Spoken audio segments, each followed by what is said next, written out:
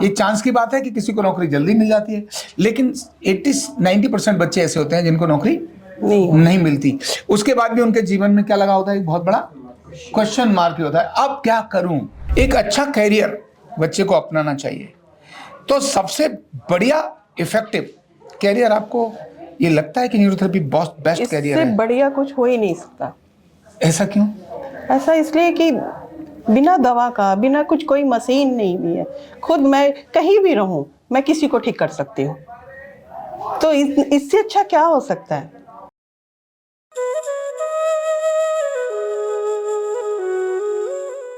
क्या कह रही थी आप? मैं बोल रही थी कि अभी तो मैं यहाँ पर अपना ट्रीटमेंट कराने आई थी। एज ए पेशेंट आई? हाँ, मैं पेशेंट आई थी, पर अब मैं स्टूडेंट बनूंगी।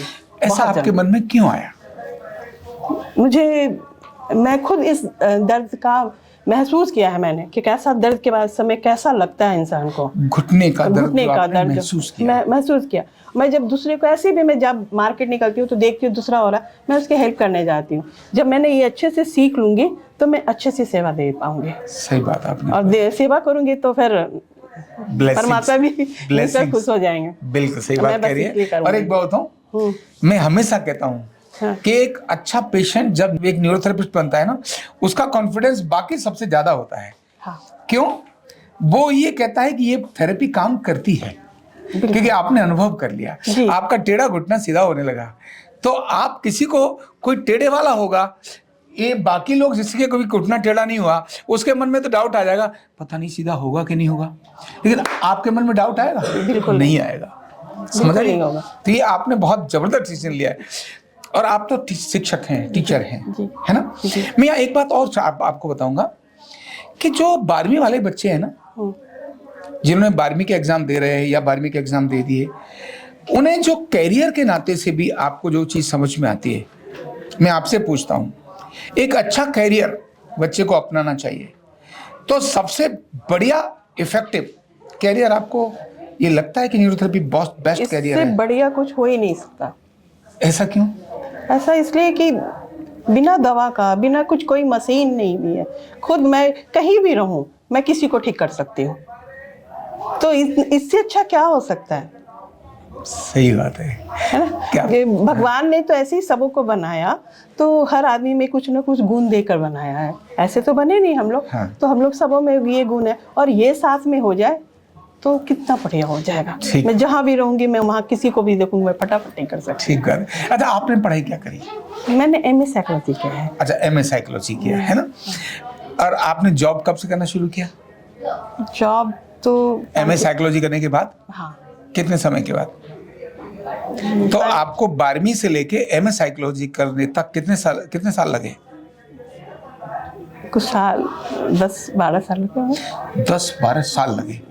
मतलब आपने जब 12वीं की होगी तब आपके सामने एक बहुत बड़ा एक क्वेश्चन जिंदगी की तरह निकल के खड़ा हुआ होगा, अब क्या करूं? आया था, नहीं आया था? आया था। अब क्या करूं? फिर आपने BA किया। 3 साल उसमें लगे। पूरा 3 साल लगने के बाद भी जैसे ही आपका BA कंप्लीट हुआ तो फिर से एक बड़ा सा क्वेश्चन आ गया होगा, अब क्या करूं? फिर आपने कहा होगा, चल भाई एक काम करती हूँ, मैं MA साइकोलॉजी कर लेती हूँ। MA साइकोलॉजी करने के बाद भी अब बहुत बड़ा क्वेश्चन आ गया होगा, अब मैं भीड़ का हिस्सा हो गई, अब क्या करूं? ये चांस की बात है कि किसी को नौकरी जल्दी मिल जाती है, लेकिन 80-90% बच्चे ऐसे होते हैं जिनको नौकरी नहीं मिलती। उसके बाद भी उनके जीवन में क्या लगा होता है, एक बहुत बड़ा क्वेश्चन मार्क होता है, अब क्या करूं? और वो बोतल के जिंद की तरह से निकल के बाहर आ जाता है। वो जो कहानी है ना, आका ऐसा करके, है ना? तो अब क्या करूं? इनके लिए तो हुआ, इन्होंने 12वीं के बाद 10-12 साल लगाए और 10-20 हज़ार रुपए भी खर्च कर ही दिए होंगे, ज्यादा हो गए होंगे। समझ आ रही? इसके बाद इन्हें कैरियर मिला। सर, जब मैंने MA में एडमिशन लिया, उसके बाद मेरी शादी हो गई। तो शादी होने के कारण मैं नहीं कर पाई आगे कंटिन्यू। जो सोच रही थी वो नहीं कर पाई, ब्रेक लग गया।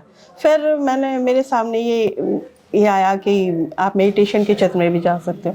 फिर मैं उस क्षेत्र में गई, फिर मैंने वहाँ पे कोर्स किया। फिर अपना मेरा पटना में ये सेंटर भी है, तो वहाँ पे मेरा चलता है सेंटर।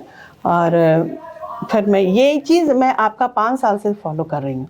मैं देखती थी, मेरे बार बार मन होता तो मैं इस चीज़ को सीखूंगी, मैं इस चीज़ को सीखूंगी। और आज भगवान ने मेरी बातें सुन ली है। मैं भी बोले आपसे खुश हो रही हूँ, ये ना उन्होंने मुझे ये दिया। अच्छा, आप सीखने का मौका दे रहे हैं। आप ऑलरेडी आप एमए आपने मेडिटेशन आप कराती हैं लोगों को, ऑलरेडी बहुत अच्छा है। आपको ये लगता है कि इसके कारण आप लोगों की जिंदगी में वैल्यू ऐड कर सकेंगी? जी हाँ, बिल्कुल, है ना, बिल्कुल करूँगा। और जिसके कारण आपको खुद आपका जो पीस है, जो आपका आनंद है, जो आपकी खुशी है, मल्टीपल हो जाएगी। हाँ, बहुत ज्यादा, है ना, बहुत खुश हो जाऊंगी। मैं यही चाहता हूं लोगों से कि भाई हम आरोग्य पीठ इस विज्ञान के माध्यम से हर प्रोफेशनल की लाइफ में एक वैल्यू ऐड कर सकें। हम यही चाहते हैं, हर एक प्रोफेशनल, कुछ भी करते हो आप, डजंट मैटर, इंजीनियर हो कोई दिक्कत नहीं, कोई दिक्कत नहीं, आप साइंटिस्ट हो कोई दिक्कत नहीं, आप डॉक्टर हो कोई दिक्कत नहीं, कुछ भी हो, ये सीखने के बाद हर व्यक्ति की लाइफ में वैल्यू ऐड। आप कुछ भी बन जाओ, पर आपका जब शरीर ही सही नहीं तो आप क्या कर सकते हो? और शरीर जब बढ़िया हो गया तो फिर सब कुछ कर सकते हैं बढ़िया से, बड़ी बात है ना। तो आप क्या कहना चाहेंगे लोगों को? बिल्कुल यहाँ आए और अपने आप को पहले तो ठीक करें, उसके बाद सीखें और दूसरों को भी ठीक करें।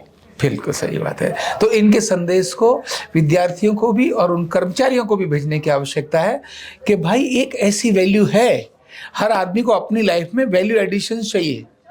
ये एक ऐसी वैल्यू है जो रियल में आपको यूनिक बना देती है। क्या बना देती है? यूनिक बना देती है। Thank you so much. कंधा दर्द, गर्दन दर्द, कमर दर्द, गैस, एसिडिटी, माइग्रेन बहुत सारे रहते हैं, और अगर घुटनों की बीमारी आ गई तो एक एक कदम पहाड़ जैसे लगने लगता है और जिंदगी बोझ बन जाती है। बीमारी की कोई उम्र नहीं है। आरोग्य पीठ लाया है बिना दवा, बिना साइड इफेक्ट के इतनी भयंकर बीमारियों को रिवर्स करने का जबरदस्त तरीका, वेलनेस न्यूरोथेरेपी। तो देर किस बात की, अभी फोन उठाओ, कॉल करो और अपने रोगों से, अपनी बीमारियों से परमानेंट छुटकारा पाओ।